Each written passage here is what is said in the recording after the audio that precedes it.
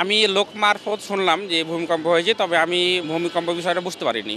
না, আমার আশপাশে কোনো ক্ষয়ক্ষতি হয়নি। আমরা অবশ্যই চাই না যে ভূমিকম্প হোক। ভূমিকম্প হলে অবশ্যই পরিবেশের ক্ষতি হবে বা মানুষজনের ব্যক্তিগত পার্সোনাল ক্ষতি হবে। আমি অবশ্যই চাই না যে ভূমিকম্প হোক।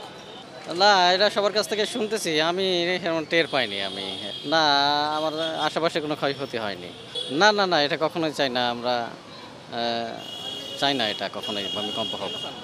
আমাদের দেশে মানে যে ইনফ্রাস্ট্রাকচার যেটা আছে সেটা দুর্বল গঠনের। এটা ভূমিকম্প হলেও আমাদের অনেক ক্ষতি হবে। আমাদের দেশের অনেক ক্ষতি হবে। প্রাণহানি ঘটবে অনেক। না, হাঁটছিলাম তো সেরকমভাবে ওর অতটা বুঝতে পারিনি, হ্যাঁ? কিন্তু হালকা, হালকা এরকম কিরকম মনে হলো। কিন্তু সঠিক যে ভূমিকম্প হলো এরকম ধরনের কোনো কিছু বুঝতে পারলাম না। না, না, না, কোনো ক্ষয়ক্ষতি হয়নি। আমরা তো নিজেরাই বুঝতে পারিনি তাহলে ক্ষয়ক্ষতি হবে কোথায় থেকে? না, না, না, এই সর্বনাশ করেছে। ওই ভূমিকম্প কেউ চায়? নিজের ক্ষতি হবে, বাড়ির ক্ষতি হবে, ছেলেমেয়ের ক্ষতি হবে। আমরা কোনোদিন চাই না যে ভূমিকম্প হোক। না হওয়াটাই ভালো। ভূমিকম্প হলে পরে বাড়ির আসবাবপত্র, বিল্ডিংয়ের ক্ষতি হয়, মানুষের ক্ষতি হয়, মানুষ চাপা পড়ে, ভেঙেচুরে বিল্ডিং গায়ের পুর পড়ে, হ্যাঁ? ছেলে সন্তানের বিবি বাচ্চার গায়ের পুর পড়ে। এই জিনিসটা তো খুব খারাপ, হ্যাঁ? আমরা কি চাবো যে আমাদের বিবি বাচ্চা হারিয়ে যাক আমাদের কাছ থেকে? ভূমিকম্প না হওয়াই ভালো আমাদের জন্য। যে গরম পড়ছে এমনিতেই গরমের জন্য আমরা অতিষ্ঠ হয়ে আছি।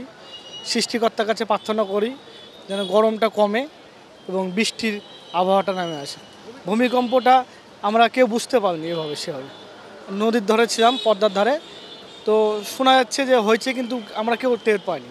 ভূমিকম্প হলে আমাদের অনেক কিছু বিল্ডিংয়ের ক্ষতি হতে পারে যেগুলো বিল্ডিং অনুমোদিত নয়, এবং জলোচ্ছ্বাসের ইয়া হতে পারে। তারপরে মানুষের অনেক সময় নামার সময় তাড়াহুড়া করে ভূমিকম্পের আতঙ্কে অনেকে পড়ে যায়। এগুলো আরও বিভিন্ন রকম ক্ষতি হয়। ভূমিকম্প আর যেন না হয়, হ্যাঁ, এটা আমরা সৃষ্টিকর্তার কাছে প্রার্থনা করি। ভূমিকম্প হয়ে আমাদের দেশের জন্য ক্ষতি, আমাদের সাধারণ মানুষের জন্য আরও ক্ষতি।